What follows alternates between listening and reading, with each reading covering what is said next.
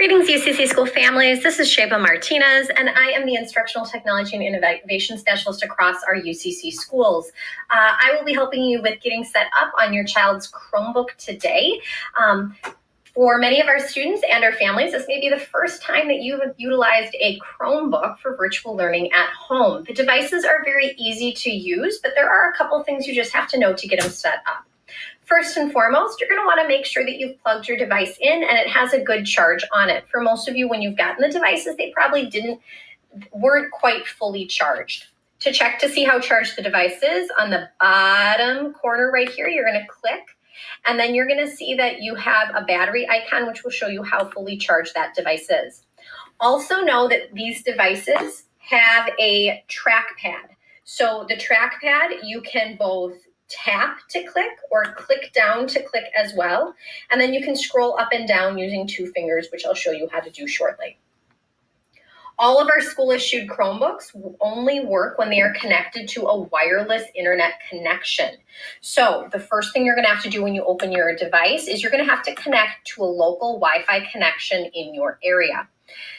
When you open this bottom menu and then click on this icon right here, it'll show you all the networks that are available. You're going to need the Wi-Fi network name as well as the password for that network. It'll prompt you to enter the password, and then it'll connect you to the network if the password is correct. If you're having issues connecting to your local Wi-Fi network or don't know the password, please contact your internet service provider. Once your device has been connected to the Wi-Fi, you are able to log in. Your student will be given a username that ends in @bgcsedu.org. You'll see that all of our Chromebooks automatically fill in that information right here. You'll click Next, and then type in the password that your child was given. For most of our students, their password is BGCS and then their 4-digit lunch ID number.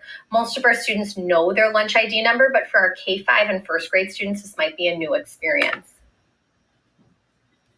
You'll see as the device is loading up, it'll load a variety of different applications and programs on the bottom, and it just takes some time for all of these changes to sync. The devices default to loading any content that was previously loaded before in the Chrome web browser, and you can open and close that as needed. A couple things to note about your device here on the keyboard. You do have the ability to control the brightness of the screen right here. You can also control the volume right here. You can mute it, you can make it go lower or higher. The power button for your device is right here, and this is how you'll turn on and off your device.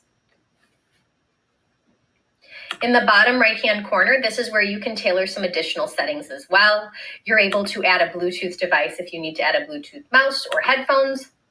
You can adjust accessibility settings here. Sometimes students accidentally set some of these settings up, which may include high contrast mode when the Chromebook suddenly looks like this, the magnifier, which causes everything to get really big, the docked magnifier, which does something very similar. You can always go and unset these settings just by opening that accessibility menu right here. Kids have fun playing with some of these, such as like the large mouse cursor or highlighting clicks. Those can all be unset right there if needed. Also know if there's additional settings that you need to tailor. You can click up in the settings bar right here, and this will allow you to see all the settings for your Chromebook and actually search for any settings if you need to. So if you're having issues, for example, with your child's microphone, you could do a search for mic, and then it'll show you where those settings show up on the device and where you can make adjustments as needed. All right, so on your main device here, you'll see there's a series of icons on the bottom, which you'll utilize. For most of our students in K-5 and first grade and even second grade, mostly what we're gonna be using is right here, Google Chrome, which is our web browser. You're gonna see that within this web browser, we have already set up a folder of bookmarks for your child to navigate between. These are the most common sites that we know students will use, and we already have them loaded on your device for easy access. You can also add and delete bookmarks from this area if you'd like to as well, but these will always be set on your device. This screen might be familiar to some of you. This is where we have listed out a series of sites that most of our students use for learning, but you can also open and close these sites just by clicking through the bookmarks right here. For most of our K-5 and first grade and even second grade students to start the year, they will start by learning through Class Dojo. If needed, you can log into your parent account to get set up on Class Dojo and see what your child's work is.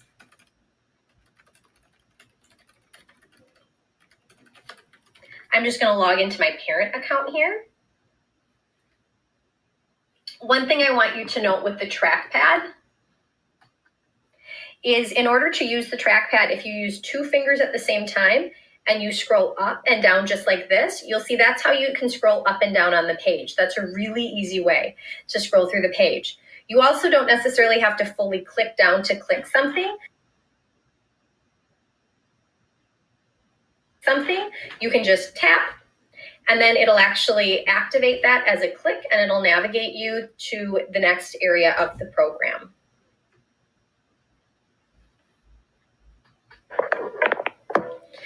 Within Class Dojo, this will be for most of our younger students, sort of their starting place for where they learn each day. You can load your parent account, and then you can load each child and see any work that they've been given, photos that they have, or any assignments they've been given. Also know, if you follow this link right here, it'll go to a page called student.classdojo.com. This page is where students will be able to activate their student portfolio. I've already logged into one, but I'll show you what it will look like the first time.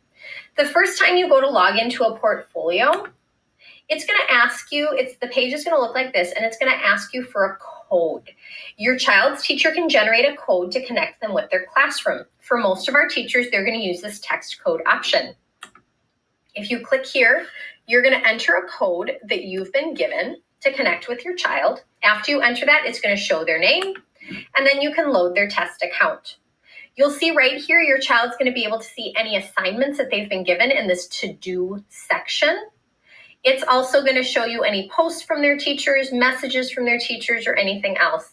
They can also navigate between their different classrooms that they're part of, which is really nice.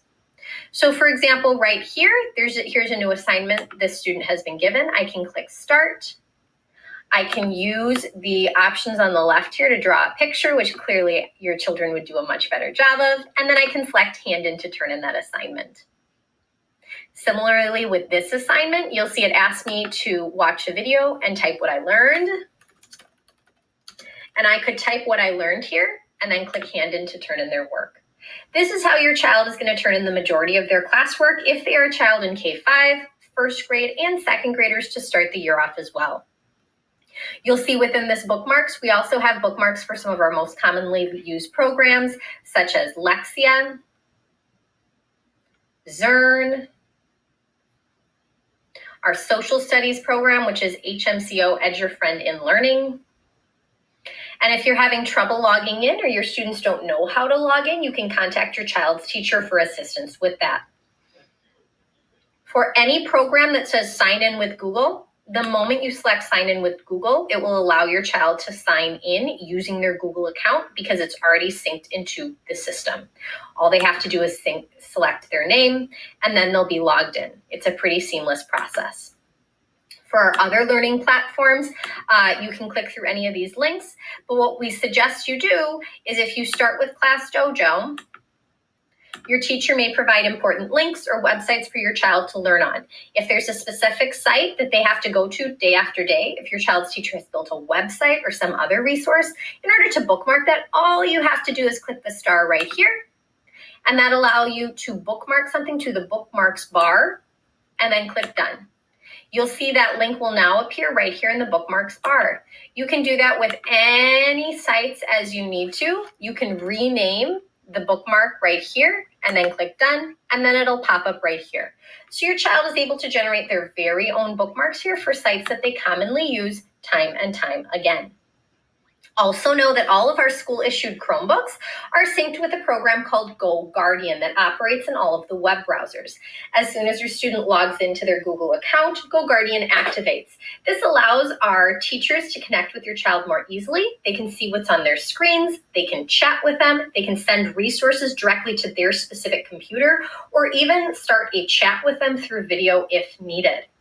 As soon as your student logs into their Google account fully, this platform is activated and our teachers are able to connect with them. If your child is using a school-issued Chromebook, this program's automatically running and it's very easy to control. If your child is using a personal device at home, please make sure that they log into Google Chrome. And if they just go to any Google screen, they're able to log in and make sure they're fully logged in with their school-issued account, which they will be given. All student usernames end in @bgcsedu.org at our main campus. And their passwords will be BGCS and then their 4-digit lunch ID numbers. If students are fully logged into their Google accounts, their teachers will be able to connect with them, support them, help them, and work through learning virtually together on their computer screen. So please make sure your child, if they're using a personal device, is fully logged into their Google Chrome browser.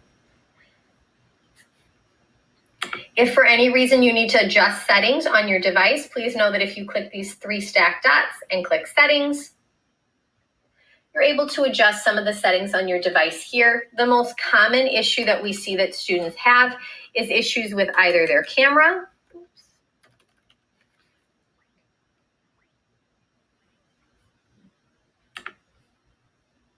or their microphone.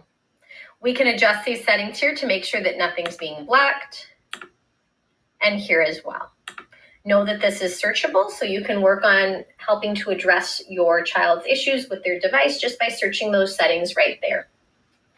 Remember, the most commonly used sites that your students will need to access will be accessible right here in this folder. And if they need to make changes to their device, they can do that right down here through these accessibility settings, the settings icon right here. They can adjust their Wi-Fi settings right here, Bluetooth settings right in this menu, as well as if they accidentally change their keyboard every once in a while, students will switch this to the international keyboard, which will cause some problems, so make sure it's set on the US keyboard. If you have any additional questions about utilizing your child's Chromebook or learning virtually at home, feel free to reach out to me, Sheba Martinez, through Class Dojo, or an email at smartinez@bgcsedu.org, and I will be more than happy to help. For now, all your students will be issued a Chromebook that looks like this. It'll either be black or silver, and it is an older device. We know these older devices are a little bit slower right now. We have ordered brand new devices for all of our students from K-5 through 8th grade, but unfortunately they haven't arrived yet. Until they arrive, we're going to continue using these devices. When our new devices arrive, we will ask every single student to come onto campus to pick up a new Chromebook on the curbside, and then that is when we'll ask parents to pay their $50 yearly technology fee to support the cost of our technology and the many, many digital programs that we have invested in order to support your child's learning at home. We should have an online payment platform set up by that time, which will allow us to collect payments digitally without any need to touch or exchange cash or checks. If you're having trouble using your child's Chromebook, you can reach out to me or your child's teacher, and I promise they'll be more than happy to help. We know that this school year starting virtually is a challenge for all of us, but we're hoping we can work together and make it work well. Thank you so much for your patience with all of this, and we look forward to learning and growing with your child this year.